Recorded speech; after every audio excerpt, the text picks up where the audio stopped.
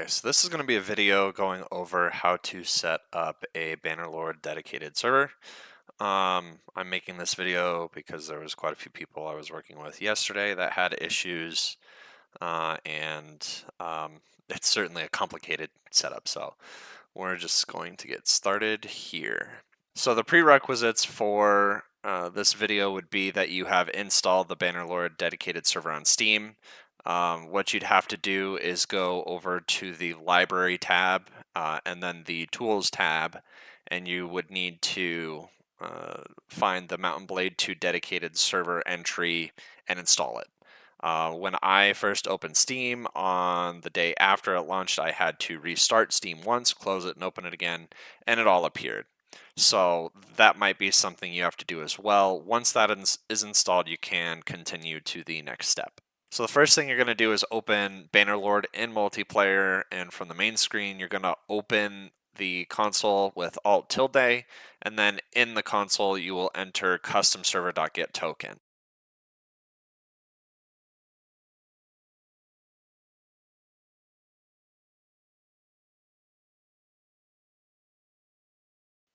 Now, as you saw, I blacked out the token. It's not something you want to share. It's tying directly to your Steam account, so just be careful with that. Also, if you are hosting a dedicated server, you're going to want to keep track of where that token is, and that is stored under Documents Mountain Blade Bannerlord tokens. You will need that for a step coming up. The next step is going to be forwarding the port that your server is running on. By default, that is 7210, but that can be changed, and I'll tell you how later. I'm not going to go into detail on how to do this. It's going to be very specific to what your router is. And if you're running a dedicated server on a host or what have you, it's not necessary. You already have a public IP. So I leave this up to you to figure that part out, but this is definitely an important step to be able to make sure your server's working right. So for this next part, I made it a little easier by including some files in the description. There should be a link to a zip file that you can go and download. And this file contains two files, one which is a config that we will be setting up now, and another one that's a batch file that I use to start the server. So looking at the config, you're going to need to copy that to modules/native subdirectory of the server. You're going to need to definitely go into the config and change the server name to whatever you want the server to be. If that name is the same as a server that already exists, odd things kind of happen. So please be aware of that.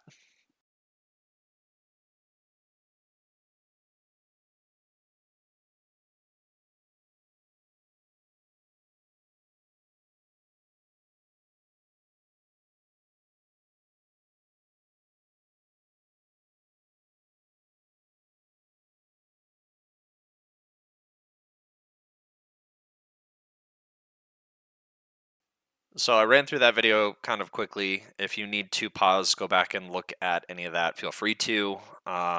The the big thing, I guess, to take away from that is where you actually go and install it, and where the dedicated server directory is. It's underneath the same location as the Bannerlord game, so hopefully that's not too hard for you to find. This page has a few notes. I'm not going to go over them. Feel free to read through them if you want. The last thing I will say, though, is that the host of the GK Bannerlord server was the one that gave us these configs. So a big thanks to them. That's rubbing my axe. Be sure to go and play on their server and support them in whatever way you can, because they've certainly helped me and others in getting their server set up. So similar to the last step, you're going to be copying a file into the server directory. In this case, it's going to be the start.bat into bin win64 shipping server. This file is what you'll use to start the server. It is effectively just running the server starter with particular command line options. So if you don't want to use this, you could just copy the command in the batch file and run it through PowerShell, and it should do the same thing. I use it just so I don't have to open a PowerShell instance every time.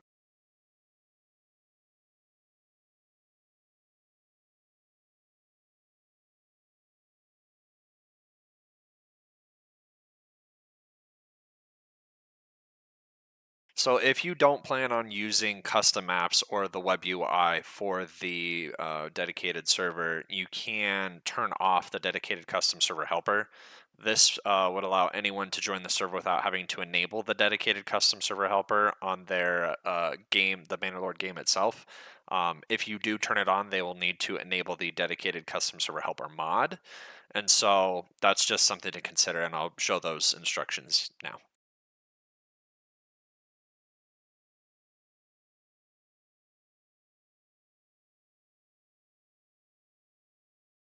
So the last thing I'll mention is if you are running a server that is not on your machine or does not have the Bannerlord game installed such that it can access the token file or documents, you will need to modify the batch file or your command line to contain the dedicated custom server auth token command line option. And so you can see step 3 there is what you would need to add. And then also you can change your port number from the default 7210. So if that's something you're interested in doing, you also do that on the command line. And as far as I know, you also need to add that before the module section. So this section's optional depending on if you want to get the web UI working. If you don't care about the web UI, you can skip to the next section.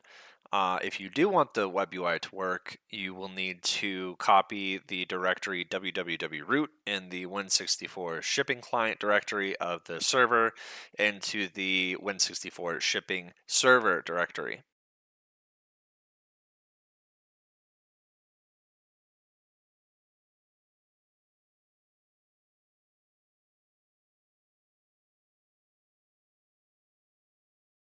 Once you have that folder copied over, the web UI should start working assuming you have the helper module enabled. The two things to mention would be that you can't modify any settings through the web UI while a mission is running, so you would have to perform an end mission, then be able to tinker with it, but even then, it sometimes doesn't let you modify it. However, the terminal on the web UI does work regardless of your mission state. You just need to remember the commands or look up the commands using the help command. So this is the last step, which is actually running the server. What you're going to do, assuming you've been following along, is go into the um, folder where you put that batch file. You're going to double click it and it will start everything for you. If you're running via command line, it's just executing that same command that would be in the batch file. And in any case, a console should open up. I will preface that you do want to wait for some green text to hit the screen before you try to join that server, or it may tell you that the game is not ready or throw you an error. So now I'm going to show you what it looks like and kind of when you can expect to be able to join your server.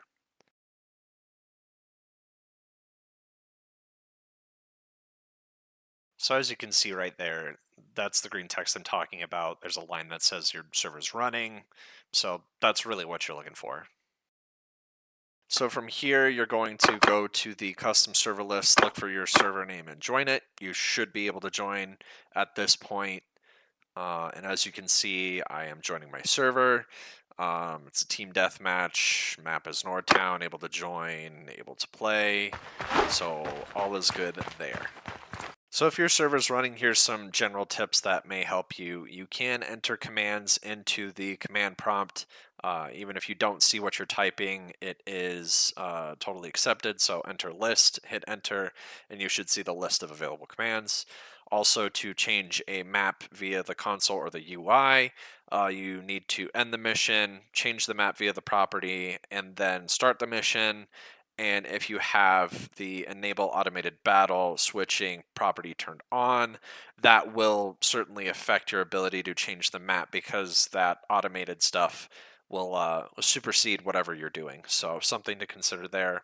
And that's kind of the gist of the tips that I know. I'll certainly know more as time goes on, but this video was more about getting the server set up than it was about teaching you how to use the server. So if your server's not running at this point, this section's for you. A few of the bullet points covers some of the problems that I talked with others yesterday about that they had success with or had issues with. So I figured I'd mention them here. The one big one at the end, though, is it's still very early on in the release of this stuff. It's to be expected that things aren't easy or simple. The fact that we have server files at this point is honestly very impressive to me because I thought it would be much further out. So I'm just counting my blessings. If you are having problems, however, I would certainly go to the Tailworlds forums and either make a post or look for a solution that may apply to you. The best way that we can narrow down and corner off some of the more common problems is to just try to be adamant in documenting them. So head on over there with your issues, and hopefully, one of us within the community who's had some successes can help you out there. And that's the end of the video. Hopefully you got your server set up. If you didn't, hopefully you know what your next steps are. I made this video for the sake of others to help them get their servers set up. So please share to those who are having problems. And thanks for watching. Take care, guys.